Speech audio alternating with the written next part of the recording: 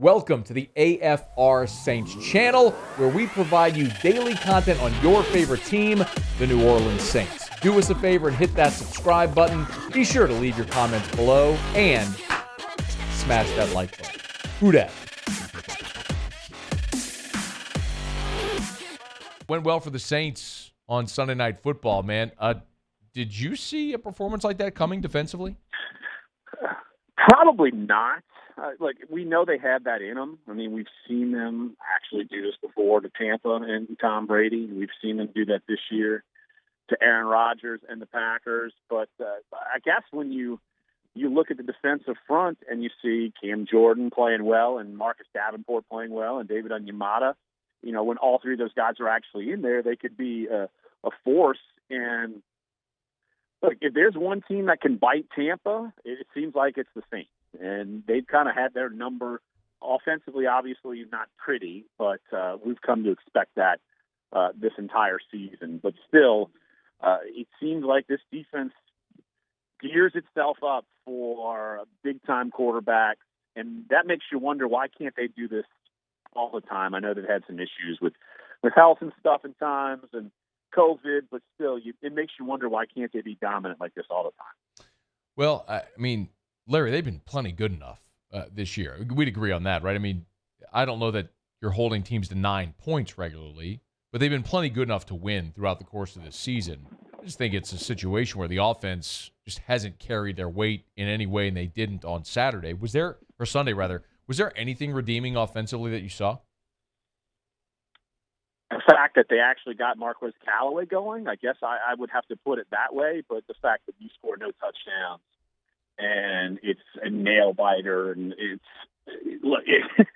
we're not going to be lauding the offense too much the next month if the Saints can actually get through these past three games and get to the postseason. I mean, it's going to be these ugly type of games, and it wasn't even super pretty when they played the Jets, even though they put up points. I mean, that wasn't a super pretty performance by the offense either. And so I think they're just going to be who they are. I mean, if they want to get into the playoffs, which you and me, I mean, we were not talking about this 2 weeks ago, rightfully so. Now they've won two games, and they don't exactly control their own destiny. That cliche. I mean, just because they have Minnesota jumped them, and the winner of the Eagles and Washington game will jump them tonight in the playoff standings. But they're at least in the hunt with 3 games left. But no, offensively, I'm not looking for anything pretty the rest of the season. We'll get to the playoffs in a second. So let's talk the matchups and offensively what might transpire. Because they got Miami on Monday Night Football. Is that a better match? I mean, we got to expect more than the 9-point output that they put out this week, and they'll be at home in the Dome and playing for a playoff spot theoretically. So what is realistic for this offense? Let's just start with on Monday Night Football. Look, Miami's defense has been playing pretty well, and they've won 6 in a row. They're playing really well. So of the 3 defenses they're going to be facing the rest of the way, Miami's is probably the toughest.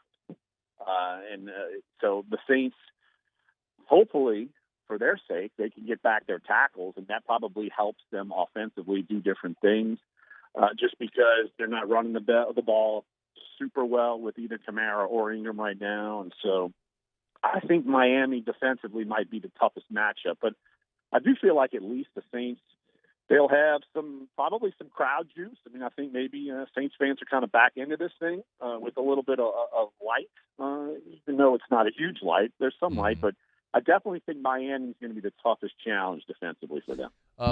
Larry Holder's with us, theathletic.com/New Orleans, on Twitter at Larry Holder. Playoff race here. How realistic are we thinking this is? You mentioned what's going to happen tonight with Washington and Philly playing. Whoever wins that game leapfrogs the Saints. We're all hoping that it's Washington because the Saints have the head-to-head there, and they lost to Philly. But you look at the remaining 3 games, you look at what else is out there with these teams. I mean, realistically, what are the odds here with the Saints, ending up that 7 seed? I mean, I think that you probably need to win out. And I'll be honest, I have not taken a close look at the rest of the schedule, what everyone's facing. If you had that handy, that'd be great. That might help me format a better opinion here. Basically, everybody's playing division games. the rest of the way. So that means, like, say, Washington or Philadelphia, they're going to be facing Dallas, and they'll be probably playing against each other. And, like, I think the Saints' schedule is favorable. I mean, I could see scenarios where they can win all those games. But here's the thing. If they win all those games and someone like Minnesota or Philadelphia specifically, if they win out, then you're toast because you lost to them. So I think that's it starts with them having to worry about themselves. But, I mean, it's just a crazy thing. You know, we can say they might win all these games, and we've seen them lose to teams that you wouldn't have expected. And so, and then all of a sudden they beat Tampa twice, and they beat Green Bay, and it's just been that kind of season, Matt.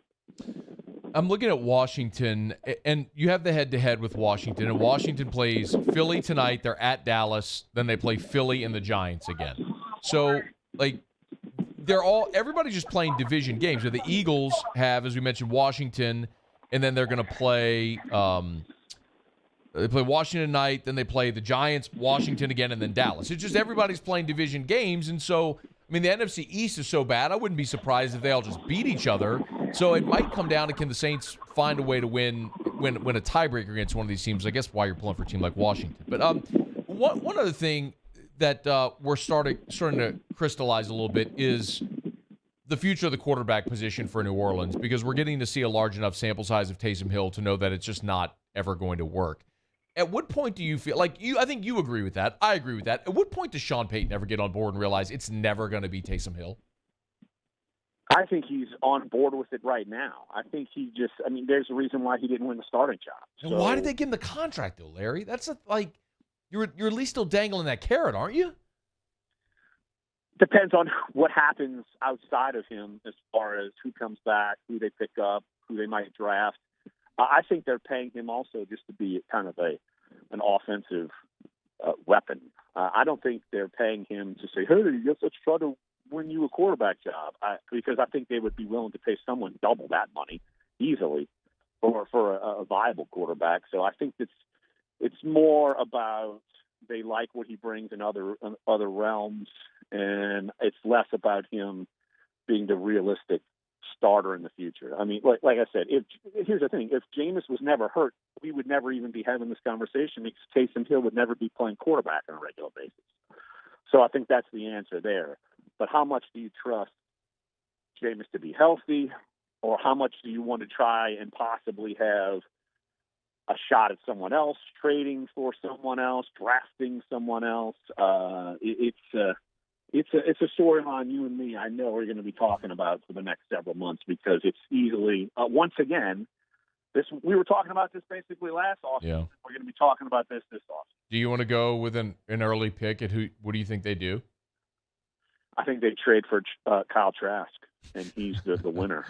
Well, then I will rescind my Saints fan card. I will no longer be a member of the Houdat Nation if that's what they elect to do, because then I have zero confidence that they're ever trying to win football games again.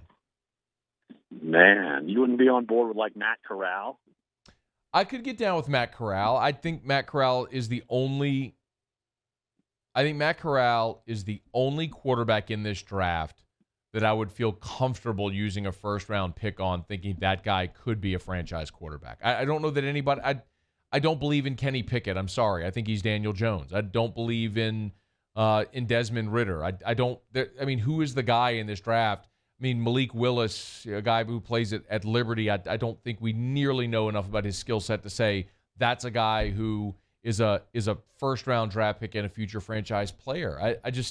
I don't think that guy exists in this draft, does he?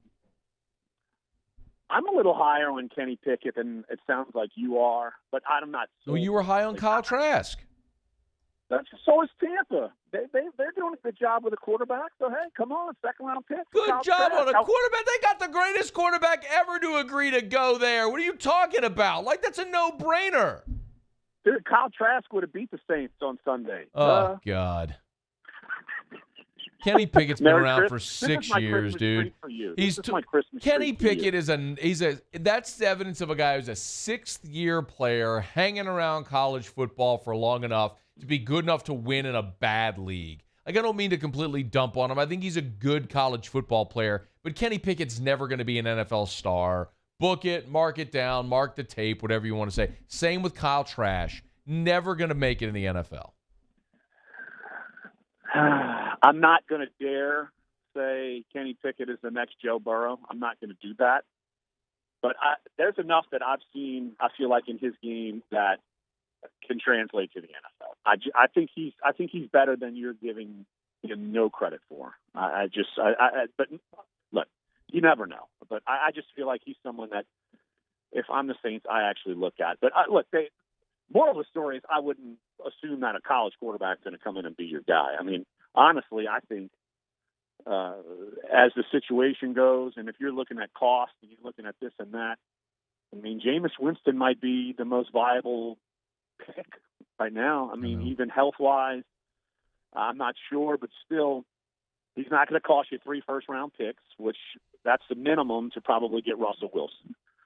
And are you booking on anyone else? Rodgers? So, I think it's going to cost as much as that to go get him. Again, 3 first-round picks. I don't care about his age. He's still ready-made to go right now. I'd do it. And you think Green Bay? I would. I'm not saying I wouldn't do it for either guy. I'd do it for either guy, but that's a big cost.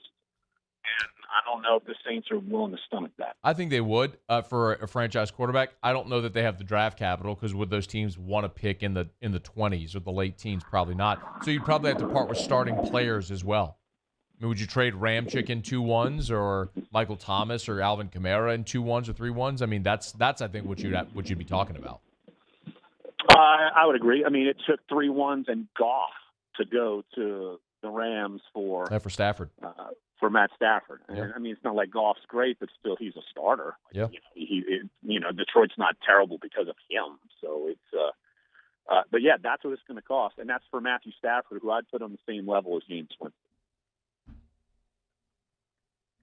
Stafford's more accomplished than Jameis too. I mean, I'd probably a little take bit, over Jameis. a little bit, but not by a ton. A little bit.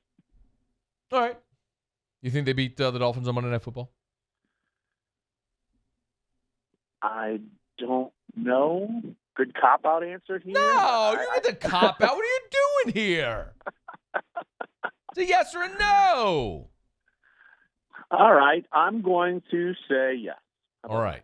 This is their defense can flummox Tua, and maybe the Saints can put up like 12 points.